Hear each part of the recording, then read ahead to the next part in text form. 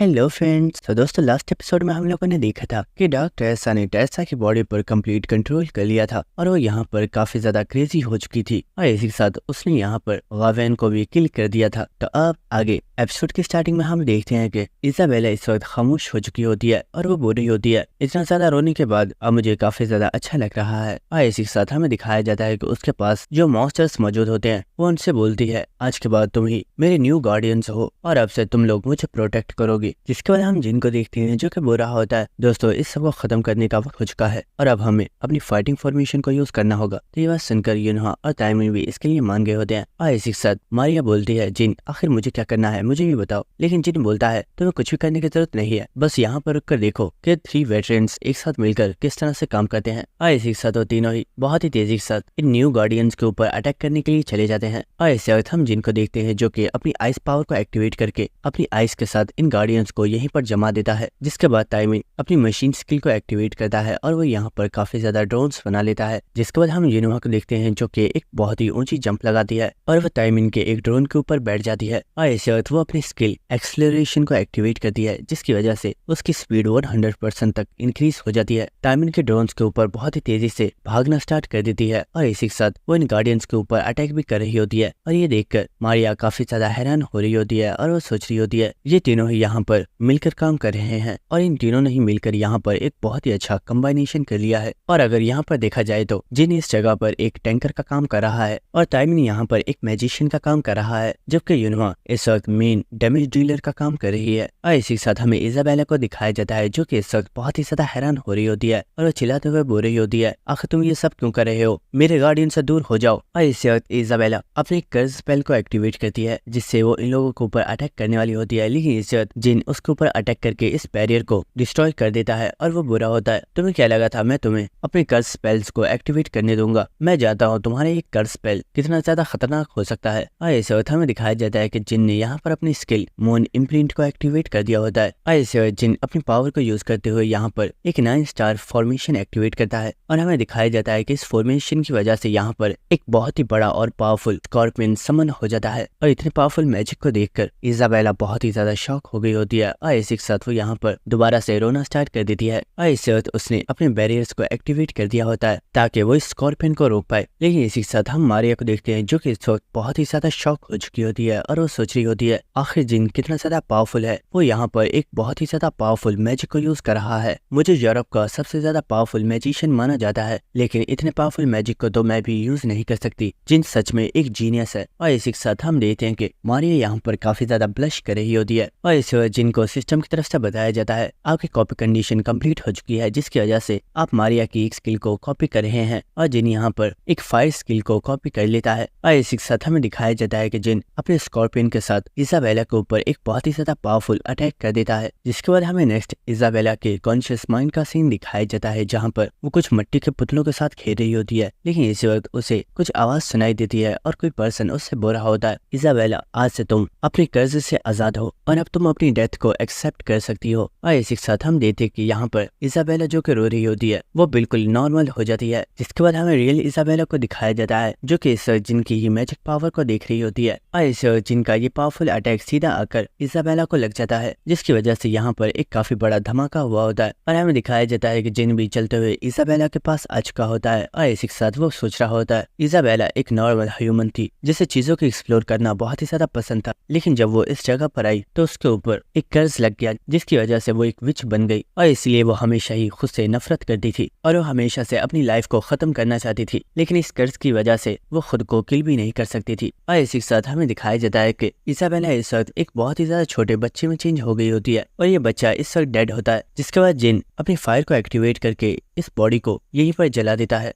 और इसी के साथ सिस्टम की तरफ से जिनको बताया जाता है, आपने इजाबेला के टाइम को एक बार फिर से पीछे कर दिया है और आपने उसे बहुत ही अच्छे तरीके से ट्रीट किया था, जिसकी वजह से आप इजाबेला की स्किल को कॉपी कर रहे हैं। और इसी के साथ जिन यहाँ पर इजाबेला की स्किल ब्लैक टीयर्स को कॉपी कर लेता है। और इसी के साथ जिन सोच रहा होता है, इजाबेला की ये एंडिंग मुझे कभी भी पसंद नहीं थी, लेकिन इस कर्ज को खत्म करने का सिर्फ यही एक तरीका था। और इसी वक्त हमें दिखाया जाता है कि यहाँ पर यूनहा और मारिया भी आगे होते हैं और इसी के साथ मारिया बोल रही होती है, क्या ये सब कुछ खत्म हो गया, क्या तुमने सच में 15 फ्लोर के बॉस को हरा दिया है। तो ये बात सुनकर जिन बोलता है, हाँ ये सब कुछ खत्म हो गया है, इसलिए अब हमारे पास बिल्कुल भी टाइम नहीं है और हमें फौरन से वापस चलना चाहिए। जिसके बाद हमें नेक्स्ट टेरेसा का सीन दिखाया जाता है, जो कि इस वक्त निराशा को बहुत ही बुरे तरीके से पीट रही होती है। और इस वक्त टेरेसा ने निराशा को जमीन के ऊपर पटका हुआ होता है और वो उसके हाथ को मोड़ते हुए बोल रही होती है, क्या तुम सच में एक गिल्ड मास्टर हो? तुम तो बिल्कुल एक कचरा हो और इसलिए तुम्हें जीने का कोई भी हक नहीं है, तो अब तुम्हें भी मर जाना चाहिए। लेकिन इस वक्त यहाँ पर यूनोहा के ग्रैंडफादर आ जाते हैं, जो कि टेरेसा को रोककर बोल रहे होते हैं, टेरेसा आखिर तुम क्या कर रही हो? प्लीज यहीं पर रुक जाओ, तो इस लड़की को किल नहीं कर सकती। लेकिन इस वक्त टेरेसा यूनोहा के ग्रैंडफादर के ऊपर अटैक करके उन्हें भी काफी ज्यादा दूर फेंक देती है और इसी के साथ वो बोल रही होती है, तुम सभी लोग बहुत ही ज्यादा वीक हो और तुम्हारी इन्हीं गलतियों की वजह से इस वक्त तुम्हारे उस लड़के की जान जाने वाली है। और अगर तुम लोगों ने पहले ही इस गिल्ड मास्टर को खत्म कर दिया होता तो ऐसा कभी कुछ होता ही नहीं। और इसी वक्त हम देखते को निराशा के ऊपर दोबारा से बहुत ही जोर से पंचेस मारना स्टार्ट कर देती है और वो बोल रही होती है, इस जैसा एक इंसान जो कि अपने माइंड को भी अपने कंट्रोल में नहीं रख सकता, उसे जीने का कोई भी हक नहीं है। और इस वक्त हम देखते हैं कि टेरेसा अपनी ब्लैक स्वॉर्ड को निकाल लेती है और इस वक्त टेरेसा निराशा की गर्दन के ऊपर एक बहुत ही ज्यादा पावरफुल अटैक कर देती है। और ये देखकर यूनोहा के ग्रैंडफादर काफी ज्यादा घबरा गए होते हैं और वो सोच रहे होते हैं, शिट, अगर इस लड़की ने इस गिल्ड मास्टर को मार दिया तो एक बहुत ही बड़ी प्रॉब्लम हो जाएगी और जिन मेरे ऊपर बहुत ही ज्यादा गुस्सा करेगा, क्योंकि ये सब कुछ मेरी ही प्रेजेंस में हुआ है। लेकिन इसी वक्त किसी पर्सन ने इस अटैक को रोक लिया होता है और हमें दिखाया जाता है कि कोई और नहीं बल्कि हमारा जिन ही है। और इसे यहाँ पर देखकर टेरेसा बोल रही होती है, तो तुम फाइनली यहाँ पर आ ही गए। लेकिन इसी के साथ जिन बोलता है, मैं तुम्हें इस लड़की को मारने नहीं दे सकता, भले ही तुम इससे कितनी भी नफरत क्यों नहीं करती हो, लेकिन इसका मतलब ये नहीं कि तुम उस पर्सन को मार डालोगी। तो ये बात सुनकर टेरेसा ने भी अपनी स्वॉर्ड को हटा लिया होता है और वो बुरी होती है, आखिर तुम इतनी ज्यादा कमजोर क्यों बन रहे हो? इस लड़की को बचाने में तुम्हारा कोई भी फायदा नहीं है। लेकिन इसी के साथ जिन ने यहाँ पर अपनी हीलिंग फॉर्मेशन को एक्टिवेट कर दिया होता है, जिससे वो निराशा को हील करना स्टार्ट कर देता है। जिसके बाद तायमिन जिनसे बोलता है, ब्रदर श्योक की हालत बहुत ही ज्यादा खराब है, अगर इसे फौरन ट्रीट नहीं किया गया तो इसकी जान भी जा सकती है। तो ये बात सुनकर जिन बोल रहा होता है, तुम जल्दी करो और इसे अपने साथ ले जाओ। जिसका बाद जिन बोलता है, आखिर टेरेसा कहाँ पर है? ये सब करने के लिए मैंने टेरेसा को बोला था ना कि तुम्हें, तो तुम यहाँ पर क्यों आई हो? तो ये बात सुनकर डॉक्टर टेरेसा बोल रही होती है, आखिर तुम ये सवाल मुझसे क्यों पूछ रहे हो? मुझे इस बारे में नहीं पता। लेकिन इस वक्त हम देखते हैं कि जिन बहुत ही ज्यादा गुस्से में डॉक्टर टेरेसा से बोल रहा होता है, आखिर तुमने उसके साथ क्या किया? वो यहाँ पर क्यों नहीं है? और जिनके इतने खतरनाक मर्डर सौरा को देखकर टेरेसा भी काफी ज्यादा हैरान हो रही होती है और वो बोल रही होती है, वाओ, आज तो तुम्हारी डिमोनिक एनर्जी बहुत ही ज्यादा ब्यूटीफुल लग रही है और इसकी ये स्मेल तो बहुत ही ज्यादा अमेजिंग है। लेकिन इसी के साथ वो बोलती है, मुझे डराने की कोशिश करना बंद करो, मैं जानती हूँ तुम इस लड़की को नुकसान नहीं पहुंचा सकते, इसलिए ये सब करना बिल्कुल बेकार है। और इसी के साथ टेरेसा चलते हुए जिनसे बोल रही होती है, हाँ ये सच है, मैंने जानबूझकर टेरेसा की बॉडी के ऊपर कंट्रोल कर लिया था क्योंकि वो यहाँ पर किसी भी पर्सन को किल नहीं करना चाहती थी। लेकिन इस बारे में जरा सोचो, अगर ये सब कुछ ऐसे ही चलता रहा तो क्या तुम्हें सच में लगता है कि ये लड़की आगे चलकर सर्वाइव कर पाएगी? ये किसी दिन एक बहुत ही ज्यादा पावरफुल ओपोनेंट के हाथों मारी जाएगी। और ये बात सुनकर जिनको इस वक्त बहुत ही ज्यादा गुस्सा आ रहा होता है। लेकिन इसी के साथ डॉक्टर ऐसा बोलती है, तुम ज्यादा फिक्र मत करो, अगर कभी भी फ्यूचर में ऐसा कुछ हुआ तो उस वक्त वहाँ पर मैं मौजूद होंगी और मैं इस लड़की के रास्ते में आने वाली हर एक पर्सन को मार डालूंगी। और इसी वक्त टेरेसा नॉर्मल हो जाती है और वो जमीन पर गिरने वाली होती है, लेकिन जिन फौरन से उसे पकड़ लेता है। और इसी के साथ वो सोच रहा होता है, मैं जानता था कि टेरेसा की दूसरी पर्सनैलिटी इसके ऊपर कंट्रोल कर सकती है, लेकिन मैंने कभी नहीं सोचा था कि ये सब कुछ इतनी ज्यादा जल्दी होगा। जिसके बाद जिन यूनोहा से बोलता है, यूनोहा टेरेसा को अपने साथ ले जाओ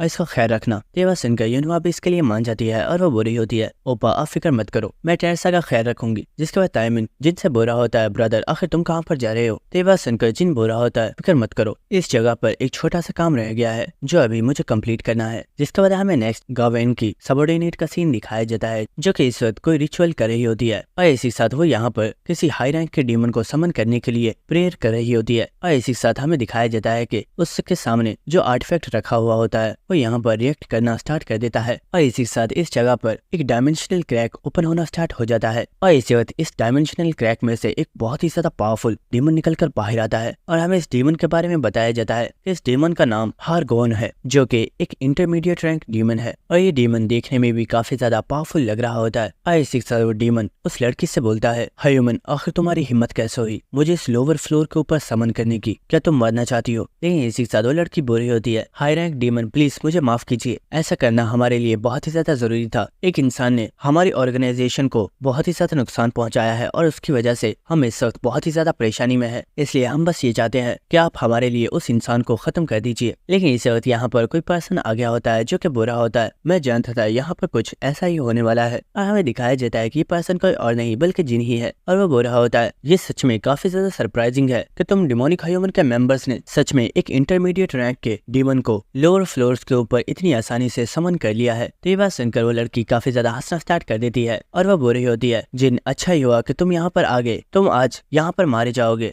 इसी साथ वो उस डीमन के सामने हाथ जोड़कर बोलती है, ग्रेट डीमन प्लीज, ये मेरी रिक्वेस्ट है, आप इस इंसान को खत्म कर दीजिए। यही वो इंसान है जिसने हमें परेशान किया हुआ है। हम हमारी ऑर्गेनाइजेशन को बहुत ही टाइम से डीमन किंग के साथ कनेक्ट करने की कोशिश कर रहे हैं, लेकिन ये पर्सन हमेशा ही हमारे रास्ते में रुकावट बन जाता है। तो ये बात सुनकर डीमन काफी ज्यादा स्माइल करना स्टार्ट कर देता है और वो बुरा होता है। ये सच में काफी ज्यादा अजीब है कि एक इंसान को मारने के लिए तुम्हें एक डीमन को समन करना पड़ा। और इसी के साथ हम देखते वो डीमन यहाँ पर बहुत ही ज्यादा एक्साइटेड हो गया होता है और वो बुरा होता है, ह्यूमन अब मैं यहाँ पर आ ही गया हूँ तो तुम्हें मेरे हाथों से मारना ही होगा, लेकिन मैं चाहता हूँ कि तुम मरते वक्त स्ट्रगल जरूर करना, वरना तुम्हें मारने में मुझे बिल्कुल भी मजा नहीं आएगा। लेकिन इसी के साथ तो डीमन काफी ज्यादा हैरान हो गया होता है और हम देखते हैं कि जिन तो यहाँ पर अपने लिए एक अच्छी सी कुर्सी का सेटअप लगा रहा होता है और ये देखकर वो डीमन बुरा होता है, ओए ह्यूमन आखिर तुम कर क्या रहे हो? क्या तुम्हें बिल्कुल भी डर नहीं है कि तुम्हारे सामने एक इतना पावरफुल डीमन मौजूद है? लेकिन इसी साथ जिन बुरा होता है, ये सच में बहुत ही ज्यादा अच्छा हुआ कि मैं अपने साथ पॉपकॉर्न्स लेकर आया हूँ, वरना इस शो को देखने में मुझे बिल्कुल भी मजा नहीं आता। तो ये बात सुनकर डीमन काफी ज्यादा हैरान हो गया होता है और वो बुरा होता है, आखिर शो से तुम्हारा मतलब क्या है? लेकिन इसी वक्त कोई पर्सन उस डीमन के फेस पर एक बहुत ही ज्यादा पावरफुल पंच मारता है और वो उसे जमीन पर गिरा देता है और ये देखकर वो लड़की भी यहाँ पर काफी ज्यादा शॉक हो गई होती है। इसी के साथ कोई पर्सन बहुत ही ज्यादा गुस्से में इस डीमन से बुरा होता है, बास्टर्ड आखिर तुमने सोचा भी कैसे कि तुम मेरे होने वाले डार्क डिसाइपल को नुकसान पहुंचा सकते हो? तुम्हें इसकी सजा जरूर मिलेगी। तो ये बात सुनकर डीमन काफी ज्यादा शॉक हो गया होता है